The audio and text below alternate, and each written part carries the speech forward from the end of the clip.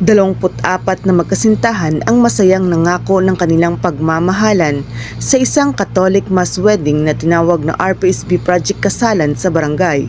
Katuwang ang local government unit ng Libacao at St. Catherine of Alexandria Parish na ginanap sa multipurpose pavement ng Barangay Manica, Libacao, Aklan. Nito lamang ika-26 ng Setyembre taong kasalukuyan.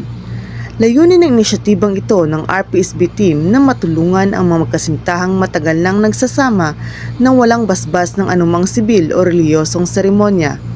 Samantala, sa ngalan ng mga bagong kasal at ng buong pamayanan ng katutubong mamayan ng nasabing lugar na itinuturing bilang geographically isolated and disadvantaged area, ipinaabot ng Revitalized Police sa Barangay Team Manica ang kanilang taus-pusong pasasalamat sa mga naging susi sa tagumpay ng nabanggit na okasyon, lalo na sa local government unit ng Libacao sa pangunguna ni Honorable Charito Nabarosa, Municipal Mayor, at kay Mrs. Annalisa Liwayway Lanceso, Local Civil Registrar, at St. Catherine of Alexandria Parish of Libacao, Libacao Development Cooperative, Aklan Police Provincial Office, First Aklan Provincial Mobile Force Company, Libacao Municipal Police Station, Manica Barangay Council, Miss Ana Alexa Zapatos Junela, Miss Mayflower Bautista Carpeso, at Mrs. Mary Pedro Tortoya.